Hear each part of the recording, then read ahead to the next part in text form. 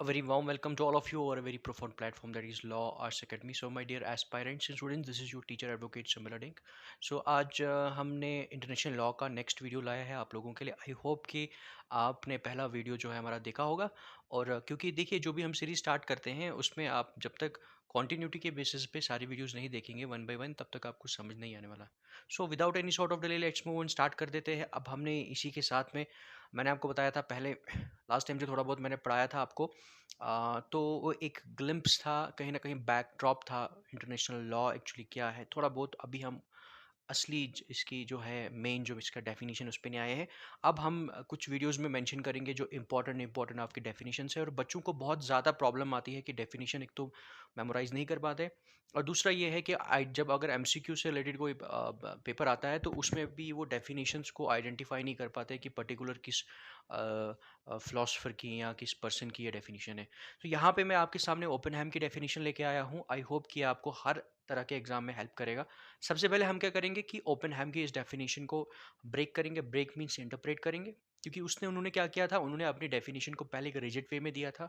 I am repeating, उन्होंने पहला अपना जो डेफिनेशन दिया था उसको बड़े रिजिड तरीके से दिया था, बड़ा कन्फाइंड किया था.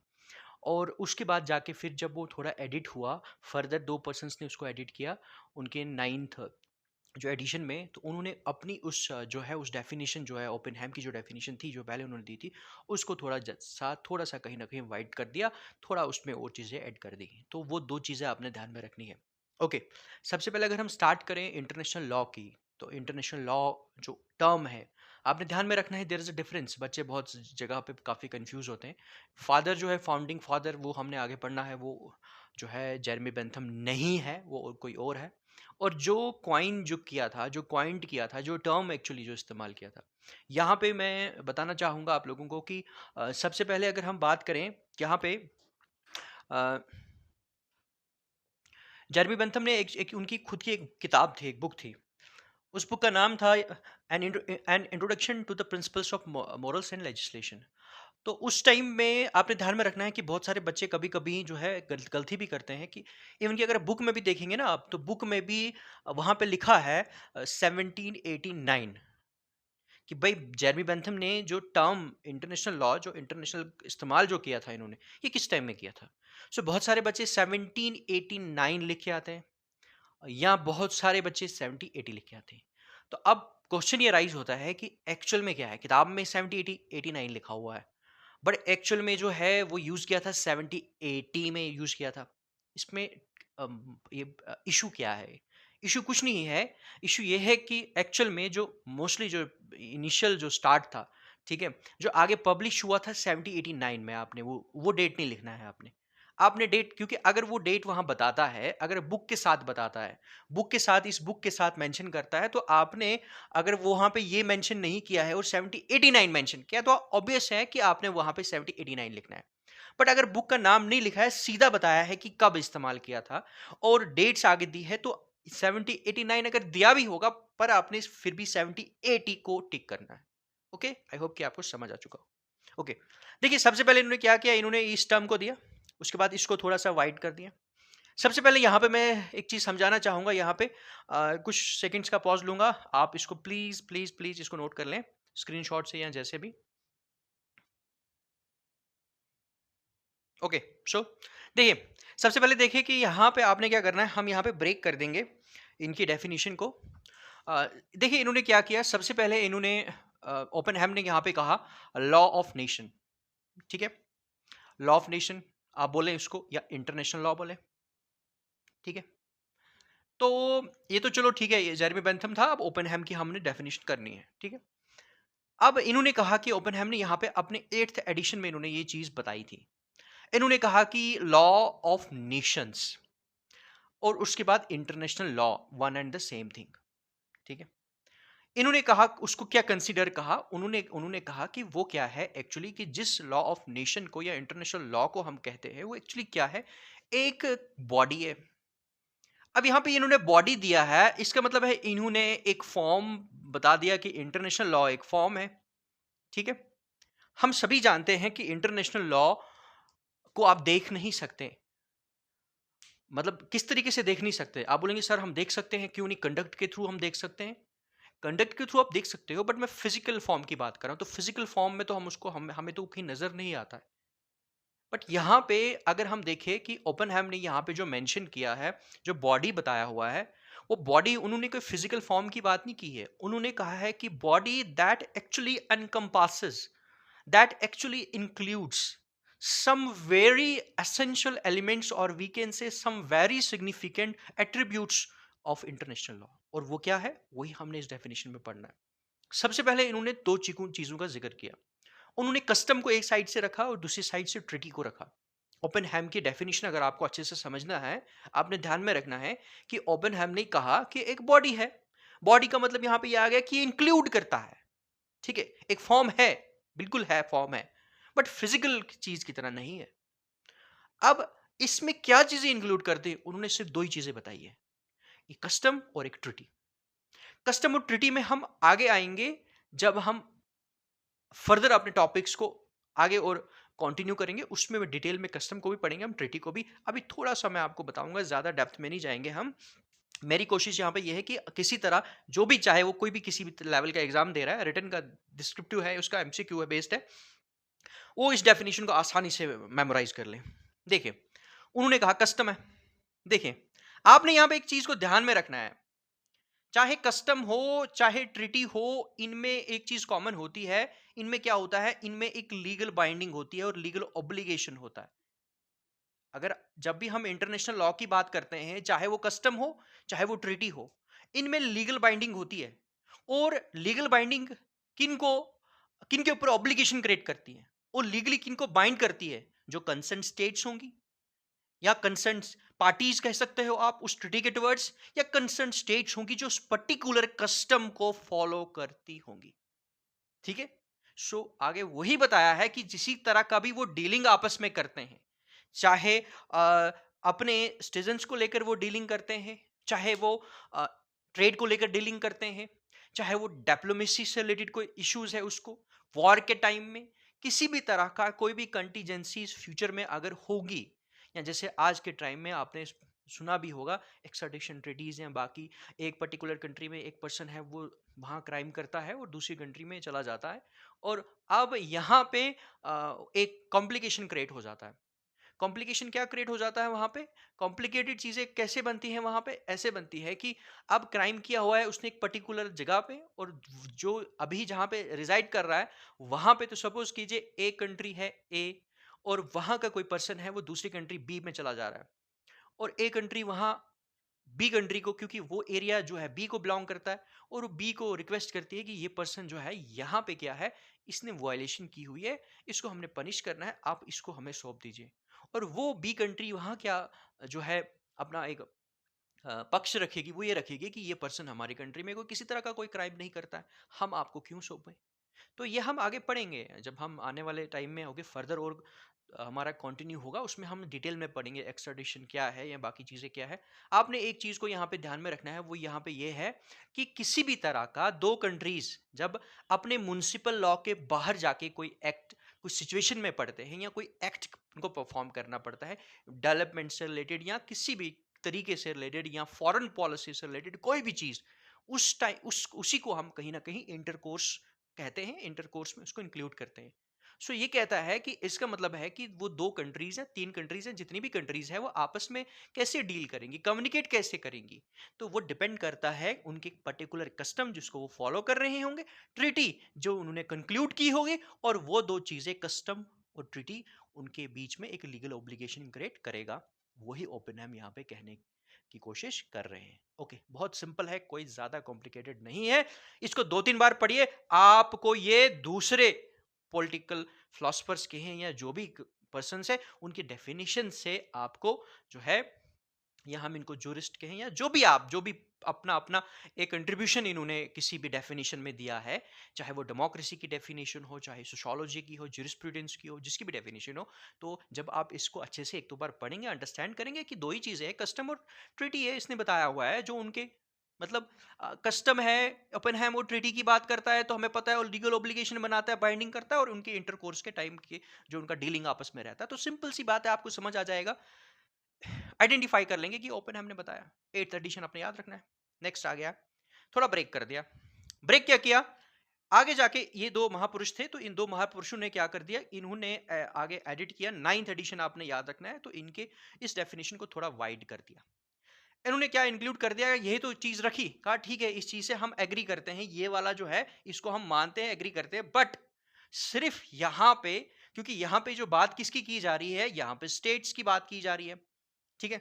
और आपने ध्यान में रखना है स्टेट यहां पे कंट्री है, कंफ्यूज नहीं होना प्लीज, ठीक है, कंट्री है। तो यहां पे ये कहता है कि जो भी देखिए, मैं अब यहाँ पे थोड़ा ज़्यादा डिटेल में अब नहीं जाऊंगा। There is a difference between state, nation, federating units, ठीक है। तो आने वाले टॉपिक्स में अगर हम पढ़ेंगे फेडरेशन, उसमें मैं डिटेल में पढ़ाऊंगा, अभी बस जितना अभी है डेफिनेशन हमने पढ़ना है, ज़्यादा आगे डिटेल में नहीं जाना है। अब देखिए ये तो चीज़ है, यहाँ तक कहता है बिल्कुल, आगे सेम चीज़ इसने बताया, ठीक है, आपस में डील करते हैं, बट यहाँ से ये अलग अलग हो जाती है, यहाँ से थोड़ा वाइड स्कोप कर दिया इसकी डेफिनेशन का। इन्होंने यहां पे क्या बताया, इन्होंने कहा कि सिर्फ स्टेट ही थोड़ी है, स्टेट ही नहीं है सब्जेक्ट। मैं यहां पे मिटा देता हूं ताकि आपको थोड़ा अच्छे से समझ आ जाए। देखिए, एक चीज यहां मैं बताना चाहूंगा कि जब हम सब्जेक्ट की बात करते हैं ना, सब्जेक्ट आप यहां ये लेके चलिए आइटम्स और टॉपिक्स, ठीक है। अब यहां पे ये कहता है, एक आसान भाषा में अगर मैं समझाऊं आप लोगों को, आगे हम पढ़ेंगे सब्जेक्ट्स ऑफ इंटरनेशनल लॉ, ठीक है, अभी आसान भाषा में समझाने की कोशिश कर रहा हूं मैं आप लोगों को। ये कहता है कि भाई यहाँ पे आप कह रहे हो ठीक है, स्टेट है, स्टेट है, स्टेट है, उनके बीच में कस्टम है, ट्रिटी है, कस्टम है, ट्रिटी है, और जब भी वो अपने आपस में किस तरह का डीलिंग करते हैं, तो बस वही जो है इंटरनेशनल लॉ, वही एक फॉर्म है, वही एक बॉडी है, और कुछ नहीं है। बट यहाँ पे ये कहते हैं कि भाई स्टेट ही थोड़ी सब्जेक्ट है इंटरनेशनल लॉ का, स्टेट के अलावा इंटरनेशनल ऑर्गेनाइजेशंस भी है, और इंटरनेशनल ऑर्गेनाइजेशन के साथ साथ इंडिविजुअल्स भी सब्जेक्ट्स है। इन्होंने यहां क्या कर दिया, यहां पे इंटरनेशनल लॉ को की डेफिनेशन को थोड़ी वाइड कर दी।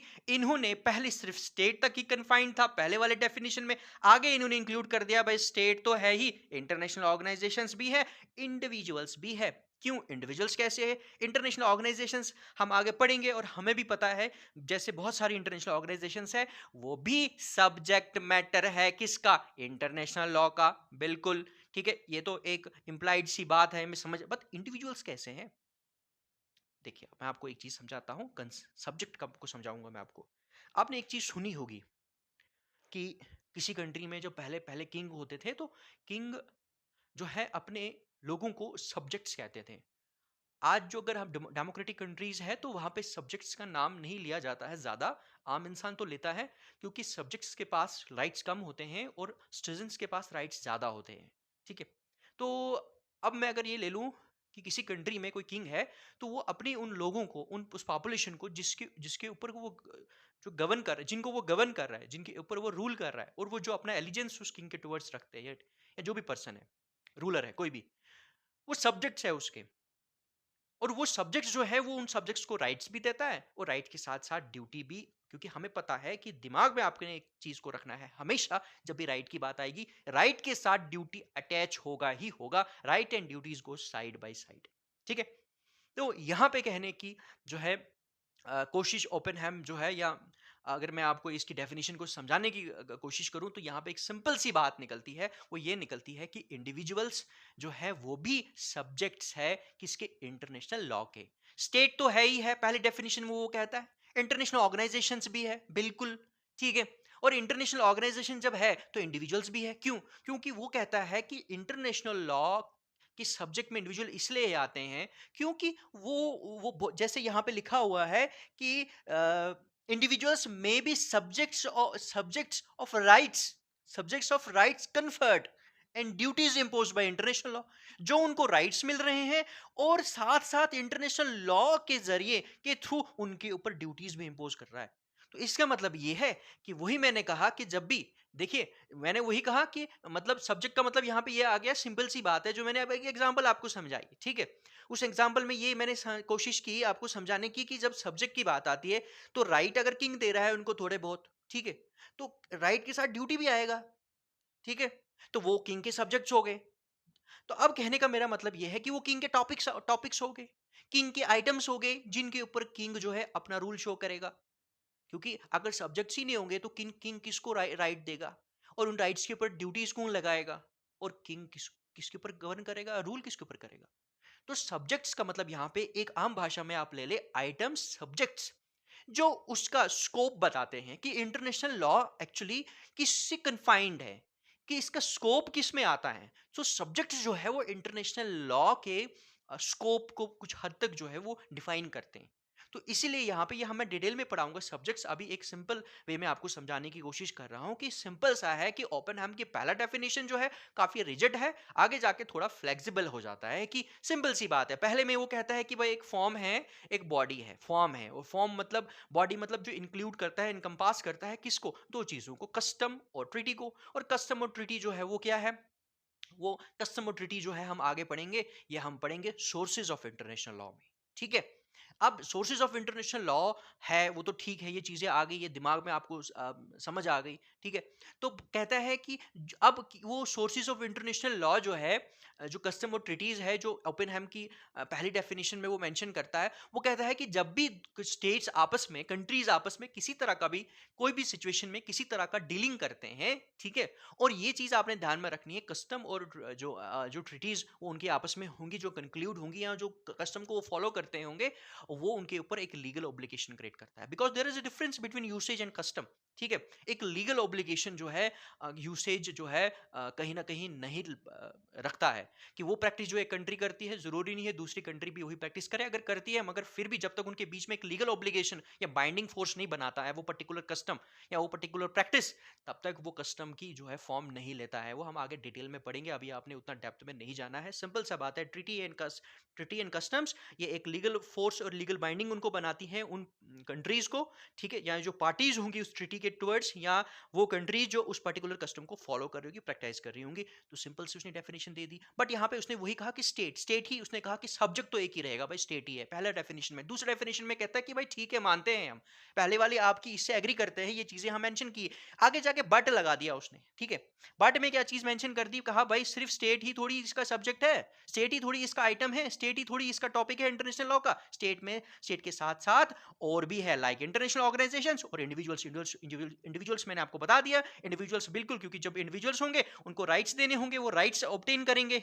ठीक है, और साथ साथ इंटरनेशनल लॉ के थ्रू उनको ड्यूटीज भी रहेंगी साइड बाय साइड। तो इसका मतलब है, अगर हम इसको कंक्लूड करें तो सिंपल सी बात आती है कि यही जो है, यही इसकी जो है, आप कह सकते हो इसका एक्सटेंशन है और कुछ नहीं है। सेकंड वाला इसका पहले की डेफिनेशन का ही एक्सटेंशन है जो इन्होंने एडिट किया, और कुछ नहीं है उसमें। ठीक है, तो यहाँ पे सिंपल सी बात है, यहाँ पे एक इसका सब्जेक्ट था, अब इन्होंने दो सब्जेक्ट और कर दिए, इंटरनेशनल लॉ और इंडिविजुअल्स। सिंपल सी बात है। ठीक है, सो आई होप कि आपको ये समझ आ गया होगा। नेक्स्ट वीडियो में मैं और डेफिनेशंस लाऊंगा, क्योंकि हम डेफिनेशंस पे ज़्यादा फोकस करेंगे, एग्जाम में बहुत ज़्यादा इंपॉर्टेंट है डेफिनेशंस। इसी तरह इजी वे में मैं आपको समझाने की कोशिश करूंगा। अगर अच्छे से समझ आ गया ना आपको, ये दो तीन बार इसको समझने की कोशिश कीजिए। ठीक है, आपको कभी ये डेफिनेशन भूलेगी ही नहीं, सपने में भी आपको ओपेनहाइम की डेफिनेशन ऐसे आएगी। ठीक, सो यहाँ पे अपना लेक्चर में कंक्लूड करता हूँ। See you soon and bless you all, bye bye.